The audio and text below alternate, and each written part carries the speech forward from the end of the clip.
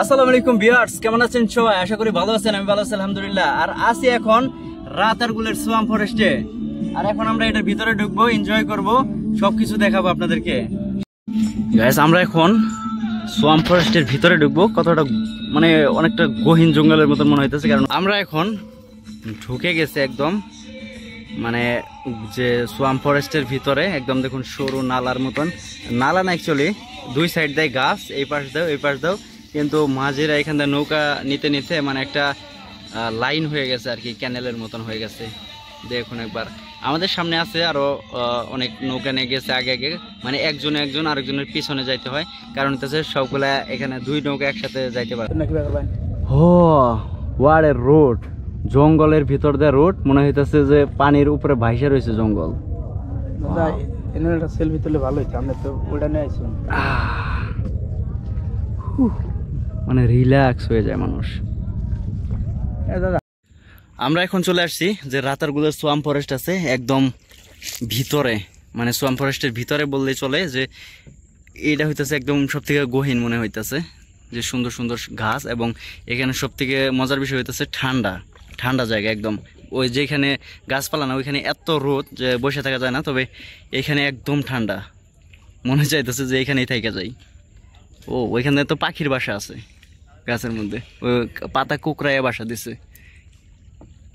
Wow, অনেক সুন্দর জায়গা, মানে আমি জীবনে কখনো এরকম সুন্দর জায়গা দেখি নাই, যে ফার্স্ট টাইম আমি যে এই রাতারগুলো এসে দেখলাম।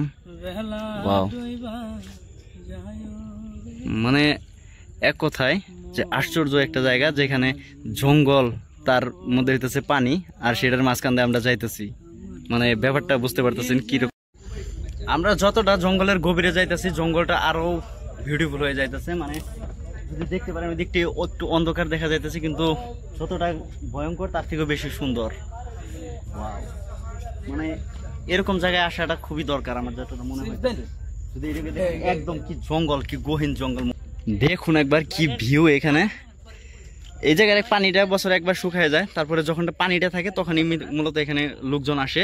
আর দেখুন একবার কতটা সুন্দর, কতটা বিউটিফুল। ওয়াও। এখানে সাইনবোর্ড লাগানো আছে, যে টুরিস্ট পুলিশের নাম্বার আছে, যদি কোনো বিপদ হয়ে যায় তাহলে ফোন দিতে পারেন। আর এগুলো গাছ হইতে সবগুলো করস গাছ ওনার যে বলছে, যদি দেখেন একবার মাশাআল্লাহ কত সুন্দর। আলহামদুলিল্লাহ, এরকম জায়গায় আসাটা খুবই দরকার। যে গাছগুলার যে ডালপালাগুলো আছে ওইগুলা যদি দেখেন, একদম পেছানে পেছানে মনে হইতেছে এইগুলা দেখে মানুষ আরো এই গাছগুলার প্রেমে পড়ে যায়। সোয়াম ফরেস্ট শুধু আমরা এটা শুধু মানুষের ভিডিওতেই দেখতাম, কিন্তু চোখ থেকে দেখলে আরো বেশি সুন্দর দেখা যায়। হয়তো ক্যামেরায় দেখলে অতটা বুঝবেন না, তবে এখানে আরো বেশি সুন্দর। ওয়াও। ও ওইদিকে নৌকায় দেখা যাইতেছে ওরা কোনো কিছু বিক্রি করতেছে। ওই যে ওইখানে দেখা যাচ্ছে নৌকার মধ্যে ওরা কোনো কিছু বিক্রি করতেছে। কি গাছে চড়া ছবি তুলবেন? ওকে, দেখি কোন জায়গায় ওনার যেখানে মন চায় উনি ওইখানে দাঁড়া করে। আমরা জঙ্গলের ভিতরে ঘুরতে ঘুরতে চড়ে ফেলছে একটা গাছের মধ্যে, যে গাছের মধ্যে সবাই উঠা ছবি টবি তুলে। আর নিচে আমাদের বুটগুলা রাখা আছে, যে এখানে বুট আছে আলতাফ ভাই। আর ওই পাশে অনেক বুট মুট যাইতেছে, যেগুলোর মধ্যে কলা টলা, আমরা শসা এগুলো রাখা আছে। তবে আমরা চড়ে গেছি গাছের মধ্যে। আর ওইখানে আছে রাইহান দাদা, যে নামার জন্য চেষ্টা করতেছে অনেক কষ্ট করে। একবার তো পাহাড়ে চড়ছে, অনেক কষ্ট করে নিচে নামছে, তবে এখন গাছের মধ্যে চড়ছে, এখন নিচে নামতেছে। তো আমি চড়েছি এখানে, কেমন লাগতেছে একবার। আমরা অনেকক্ষণ যাবত রাতারগুলের এই জঙ্গলের ভিতর দিয়ে নৌকা নিয়ে ঘুরছি। তো এখন একটু ওই দিক থেকে বাইরে হইতাছি। এখনকার যে ভিউ মাশাআল্লাহ, যদি একটু চারদিকে যদি খেয়াল করেন, মানে প্রেমে পড়ে যাবেন। এখানে না আসলে মনে হবে যে সিলেট আসা কমপ্লিট হইলো না। মানে যে সিলেট আসলে এই জায়গায় আপনাকে আসতেই হবে। এই জায়গায় এসে আপনাকে একবার হইলেও এখানে এসে ঘুরে যাওয়া উচিত। Wow, what a view here. Ratargul অনেক ঘোরাঘুরি হয়েছে, তো জঙ্গল টঙ্গল অনেক মানে পয়েন্টে নিয়ে গেছে আমাদের যে ভাই আছে আলতাফ ভাই। তো এখন আমরা ওইখান থেকে চলে যাব ঘাটের দিকে, কারণ হইতেছে সন্ধ্যা হয়ে যাইতেছে, অন্ধকার হইলে একটু ডেঞ্জারাস হতে পারে। এই কারণে আমরা এখন সিলেটের দিকে রওনা হবো মোটরসাইকেল না। তো কোথায় কি হয় দেখাবো।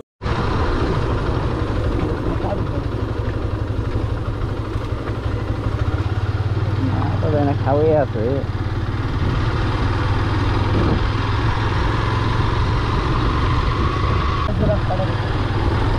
এটা এয়ারপোর্টের রাস্তা। বিমান দেখে যাবেন?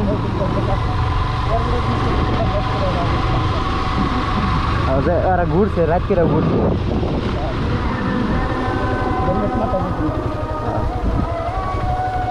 যে কোনো এয়ারপোর্টের মধ্যে রাত্রিরা ঘুরছে।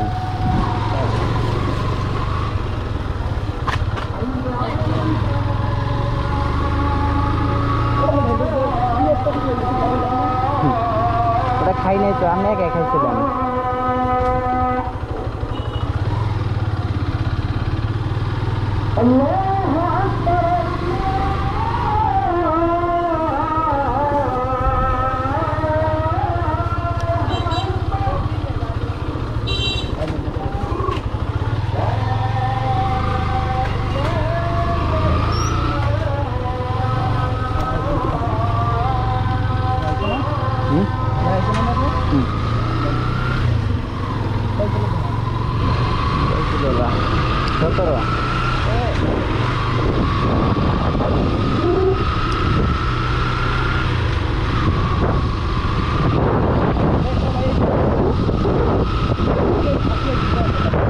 আমরা তো জাপান থেকে যাচ্ছি ওইটাই করে।